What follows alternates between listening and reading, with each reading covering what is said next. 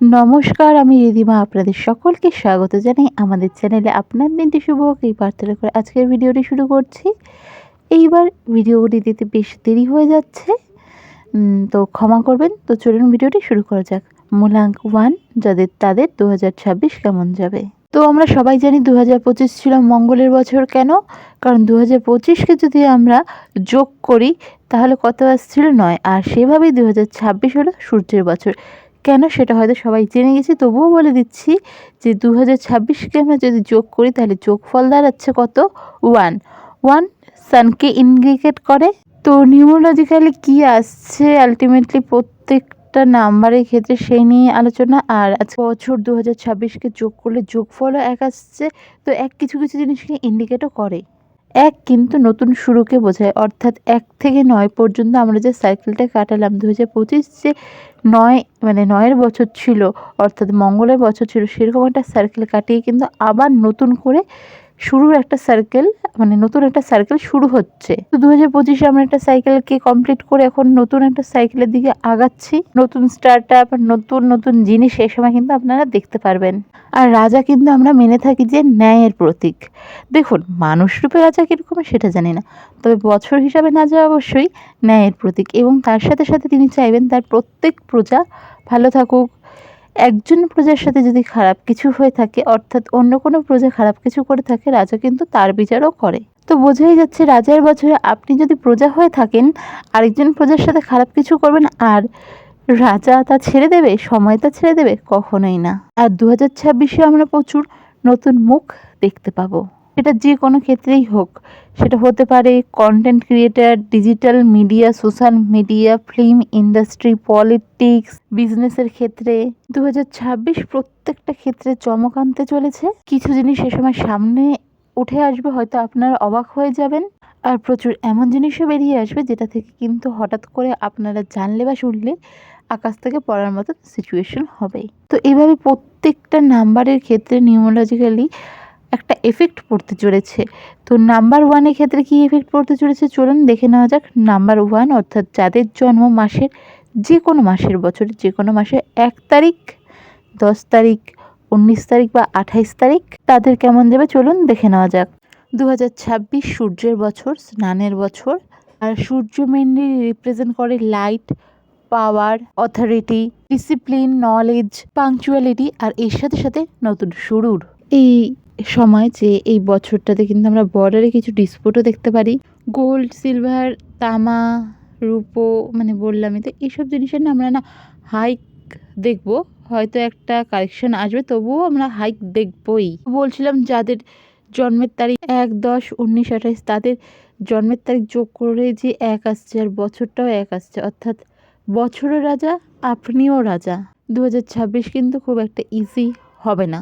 হয়তো সবাই বলে দিয়েছে এক মানে আপনার বছর, কিন্তু 2026 যতটা ইজি ভাবছেন হবে না। এই জিনিসটা কিন্তু আপনাকে মেনেই নিতে হবে যে আপনার থেকেও বড় কেউ আছে। কথায় বলে না যে বাপেরও বাপ আছে, সেটা হলো 2026 বছর, অর্থাৎ সময়। 2026-এ কিন্তু আপনাকে আরও অনেক বেশি অ্যাক্টিভ হতে হবে।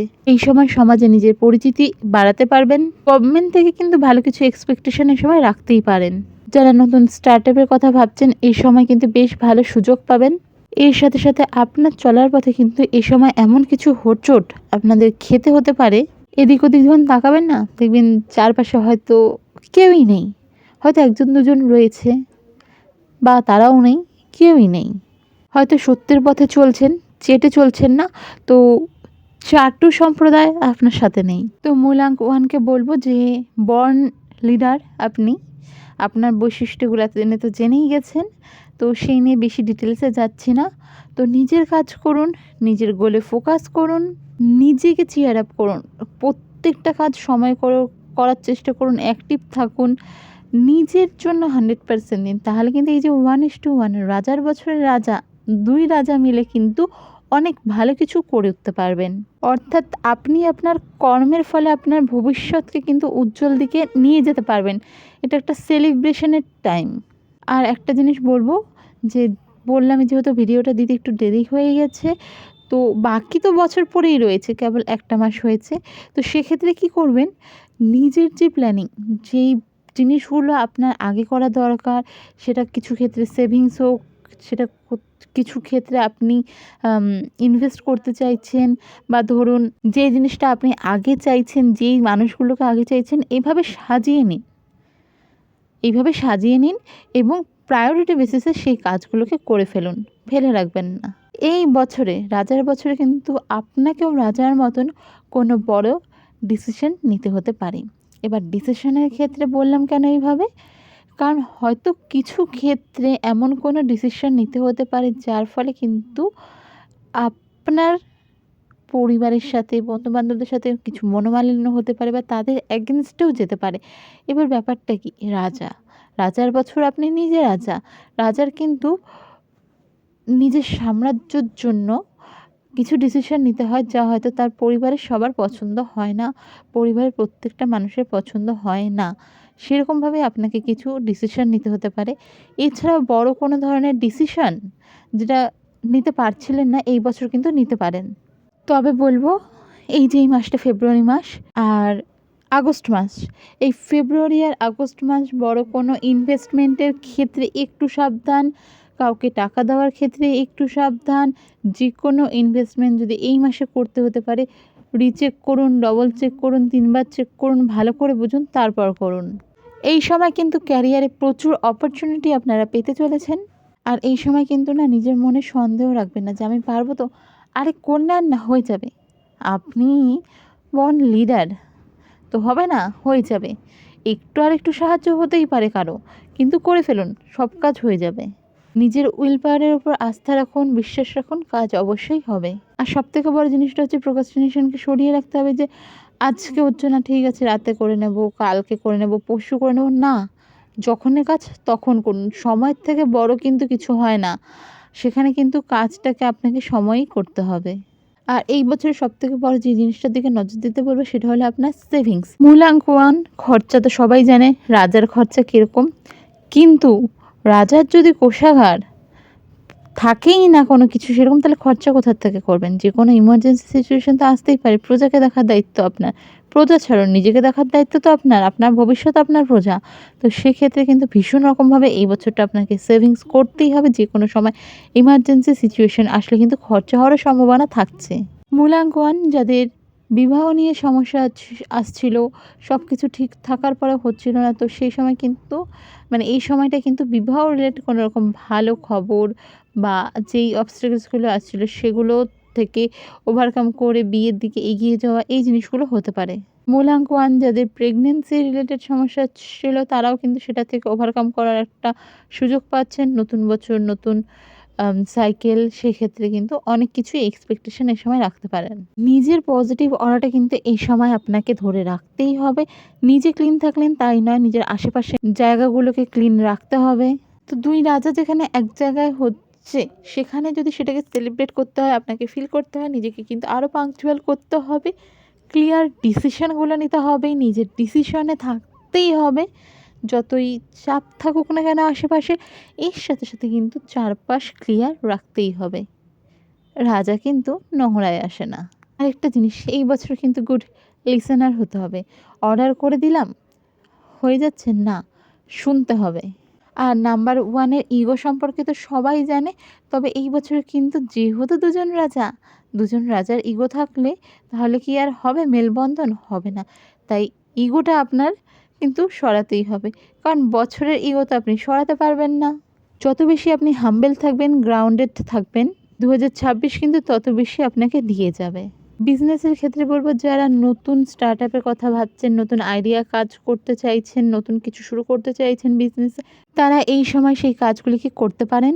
প্রয়োজনে যারা এক্সপিরিয়েন্সড রয়েছেন তাদের সাথে কথা বলুন, নিজের বিজনেস আইডিয়াকে আরও ইমপ্রুভ করুন। এই বছর কিন্তু এক্সপেরিমেন্টের বছর নয়, তাই জেনে করুন। ভাবলেন যে একটু করেই না দেখি, না, জেনে করুন, ভালো রেজাল্ট পাবেন। এই সময় যারা কাজ করছেন কর্মক্ষেত্রে, ঊর্ধ্বতন কর্তৃপক্ষ, এছাড়া হচ্ছে গভর্নমেন্টের থেকে কোনো রকম হেল্প, পজিশন পাওয়ার, এগুলো কিন্তু পেতে পারেন। যারা সোশ্যাল মিডিয়ায় ইনফ্লুয়েন্সার রয়েছেন তাদের জন্য সময় ভালো। ক্রিটিসিজম আসতে পারে, সেটাকে ভালোভাবে ওয়েলকাম করুন, হাসি মুখে সেটার থেকে পজিটিভগুলো নিজের মধ্যে রাখুন, নেগেটিভগুলোকে ছেড়ে দিন। তো নাম্বার মূলাঙ্ক 1, এই জিনিসগুলোকে কিন্তু নিজের ঠিক করে নিন। নিজের ইগো ছেড়ে নিজের যেখানে কর্ম করছেন সেখানে শুনতে শিখুন, বুঝতে শিখুন। চেষ্টা করুন ইমপ্রুভ করার। কারণ প্রথমেই বলেছি ২০২৬ কিন্তু আপনাদের জন্য ইজি হতে চলবে না, মানে ইজি হবে না। তো সেক্ষেত্রে দুজন রাজার ক্ষেত্রে কিন্তু একটা ক্লাশ থাকছেই। নিজের দিকটা আপনাকে ঠিক রাখতেই হচ্ছে, কারণ আরেকটি রাজা হলো চেঞ্জ করার মতন না। সেই রাজা হলো নেচার, প্রকৃতি, বছর। তাকে আপনি চেঞ্জ করতে পারবেন না। তাই সেক্ষেত্রে নিজের জিনিসগুলোকেই তুলে ধরতে হবে। তো এই বছর আপনারা রেমেডি কী করবেন? যাদের পক্ষে সম্ভব হচ্ছে সকালবেলা ঘুম থেকে ওঠার পর স্নান করে নিয়ে সূর্যকে অর্ঘ্য দিন। আর সবথেকে বেশি কঠিন বিষয়টা এখানেই থাকছে যে শীতকাল যখন থাকছে আর্লি টাইমটা বছরের, সেই সময় হয়তো খুবই কষ্টকর হয়ে যাবে। তবে বাকি সময়ের ক্ষেত্রে বলব যে যদি সম্ভব হয় চেষ্টা করুন, যে কদিন পারছেন দিন। এই যে সূর্যকে আপনার যে অর্ঘ্য দেবেন সেই সময়টা কখন? ব্রহ্মমুহূর্তে সম্ভব হবে না। সকাল 7:30 থেকে 8টার আগে যদি দিতে পারেন খুব ভালো হয়। আর এটা শুধু নাম্বার 1 কে বলছি না, যে কোনো মূলাঙ্কের মানুষ কিন্তু এই জিনিসটা করতে পারেন। এটা সূর্যের রেমেডি। আর এছাড়া আদিত্য হৃদয়ে স্তোত্রম, এইটার পাঠ আপনারা করতে পারেন। সূর্যের বীজ মন্ত্রের জপ করতে পারেন। তো ভিডিওটা যদি ভালো লেগে থাকে অবশ্যই সাবস্ক্রাইব, লাইক, শেয়ার করুন। কোনো কিছু জানার হলে অবশ্যই কমেন্ট করুন। চেষ্টা করব আপনাদের প্রত্যেকটি প্রশ্নের উত্তর দেওয়ার। দেখা হবে অন্য ভিডিওতে। জয় শ্রীকৃষ্ণ, রাধে রাধে।